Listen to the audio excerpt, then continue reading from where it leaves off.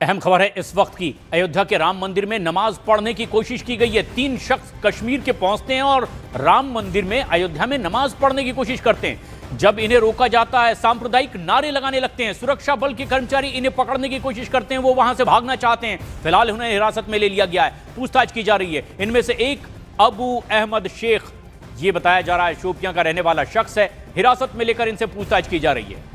उमेश पुरी जी जूना अखाड़े के इस वक्त हमसे सीधे जुड़ रहे हैं। अयोध्या में आखिर इस तरह की हरकत क्यों, ये एक बड़ा सवाल भी है। उमेश पुरी जी, ये जो हरकत है, हालांकि अभी आधिकारिक तौर पर इन्वेस्टिगेशन एजेंसी ने नहीं कहा है कि आखिर इसके पीछे की मंशा क्या है। आपको क्या प्रतीत होता है, क्या और बात इसके पीछे की? देखिए, बड़े दुर्भाग्य की बात है कि भगवान राम के इस पवित्र स्थान पर जिस प्रकार से इन मुसलमानों ने वहां पर नमाज पढ़ने की कोशिश की है, ये उनकी एक आतंकवादी सोच को प्रदर्शित करता है। ये कोई छोटी मोटी घटना नहीं है कि मंदिर की सिक्योरिटी के बावजूद भी आप मंदिर के अंदर आप नमाज पढ़ने का प्रयास करते हैं। चिंता की बात है। मैं आपको बोलता हूं, बड़ी जिम्मेदारी से बोलता हूं, क्या पता ये तीनों के तीनों आतंकवादी होते हैं, कोई बड़ी वारदात को अंजाम दे देते हैं।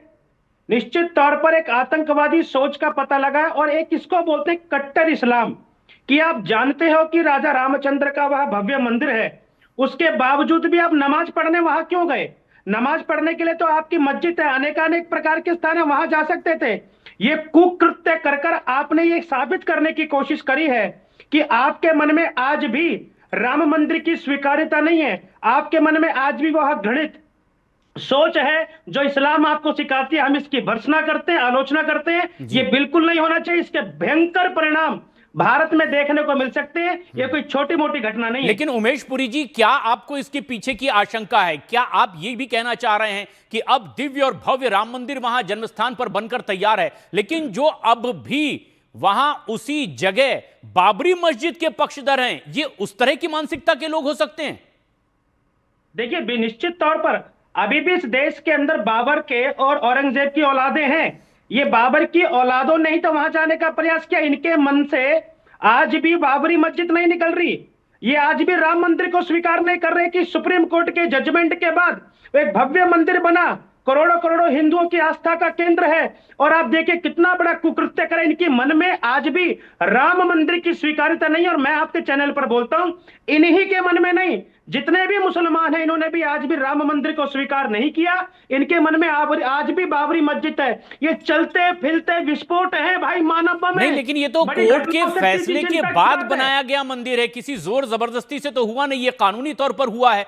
और ऐसे में अमित सिंह हमारे सहयोगी जो इस वक्त इस अपडेट के साथ हमसे सीधे जुड़ रहे हैं। उमेश पुरी जी, अमित, क्या और ताजा अपडेट आ रही है? क्योंकि उमेश पुरी जी जो जूना अखाड़े से हैं, ये आरोप लगा रहे हैं कि ये एक आतंकी मानसिकता, जिहादी मानसिकता का परिचायक हो सकता है।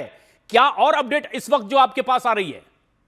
देखिए जो जानकारी मिलकर आ रही है, जो अब तक के पूछताछ में जो 55 साल का है अहमद शेख, इसने बताया है कि अयोध्या के पास इसे जाना था अजमेर से पहले अयोध्या में आया और अयोध्या में इसने नमाज पढ़ने की कोशिश की। इसके अलावा अभी ये भी क्लियर नहीं था कि अहमद शेख के साथ 2 और लोग हैं कि नहीं। फिलहाल जो जानकारी निकल कर आई है, अहमद शेख के बारे में जानकारी निकल कर आई है। इन्वेस्टिगेशन के दौरान जो जांच की गई है, इसके जेब से काजू और किशमिश भी बरामद किए गए हैं। लेकिन सवाल बड़ा है एजेंसी के सामने। इस वक्त इंटेलिजेंस ब्यूरो के भी अधिकारी जो है वो अंदर पूछताछ कर रहे हैं। लोकल पुलिस तो पूछताछ कर ही रही है। ये जानकारी हासिल करने की कोशिश की जा रही है। अगर उसका प्लानिंग था अजमेर जाने का, तो आखिरकार अयोध्या किस मकसद से आया था, क्या प्लानिंग था? अयोध्या अगर किसी प्लानिंग के साथ आया था तो किसी के कहने पर क्या वो आया था? क्योंकि जिस तरीके से वो अयोध्या में मुख्य जो श्रद्धालुओं का जो एंटर करने का जो मुख्य मार्ग है, वहां से एंटर करता है, मुख्य परकोटा पर पहुंचकर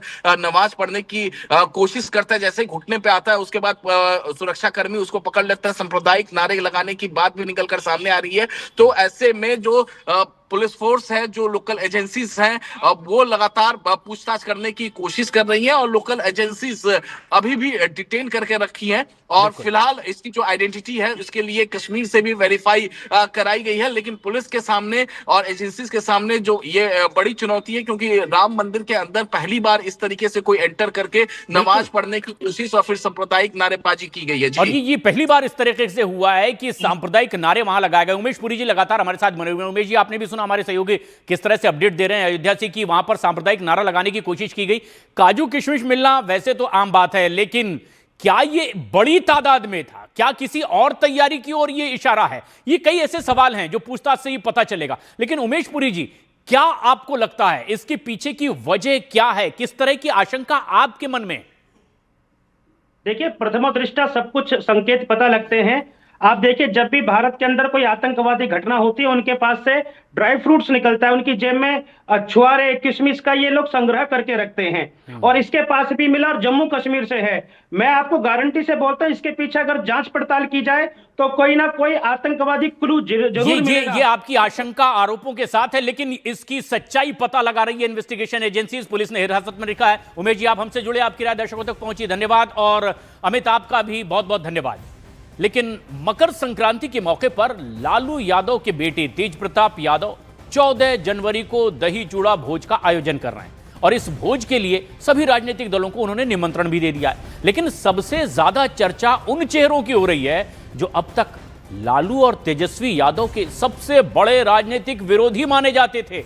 उन्हें अब तेज प्रताप ने न्योता दे दिया है।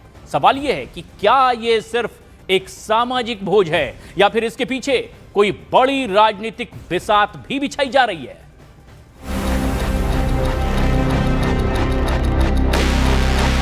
विधानसभा चुनाव में हार और फिर परिवार से दूरी के बाद तेज प्रताप यादव अब एक बार फिर सियासी मैदान में नई चाल चल रहे हैं। 14 जनवरी को अपने सरकारी आवास पर दही चूड़ा भोज का आयोजन कर रहे तेज प्रताप इस कार्यक्रम को अपनी पार्टी जनशक्ति जनता दल के बैनर तले आयोजित कर रहे हैं। खास बात यह है कि वे खुद लालू और तेजस्वी के कट्टर राजनीतिक विरोधियों के घर जाकर निमंत्रण दे रहे हैं, जिससे इस भोज के सियासी मायने और भी गहरे हो गए हैं। सबको देना चाहिए, सार्वजनिक है, सब लोग के लिए है। राजनीतिक लड़ाई अलग जगह है और अपनी व्यक्तिगत संबंध सबसे होते हैं, तो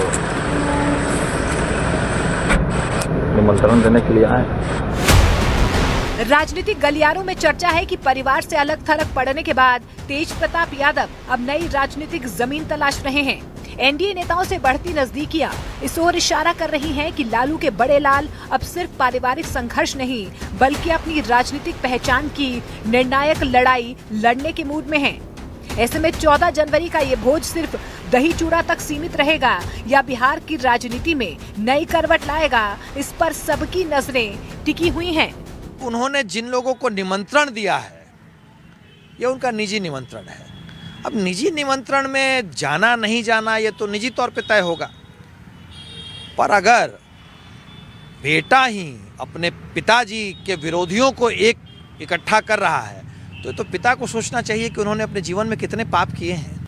अगर तेज प्रताप यादव इस मौके का इस्तेमाल कर ले, पढ़े लिखे ज़्यादा है लालू जी के, वो बड़े बेटे हैं, बड़े बेटे का भी हक होता है संपत्ति में, तो महुआ बाग का वो शानदार जो किला बन रहा है, गोल घर से भी बड़ा, वहाँ भोज करें तो जरूर जाएंगे। मकर संक्रांति का ये भोज अब सिर्फ सामाजिक आयोजन नहीं बल्कि सियासी संदेश बन चुका है। तेज प्रताप यादव की एनडीए नेताओं से बढ़ती नजदीकियां आरजेडी के अंदर चल रहे पारिवारिक और राजनीतिक टकराव को उजागर कर रही हैं। अब देखना है कि ये नई पहल नई राजनीतिक धुरी की शुरुआत बनती है या महज एक सांकेतिक शक्ति प्रदर्शन।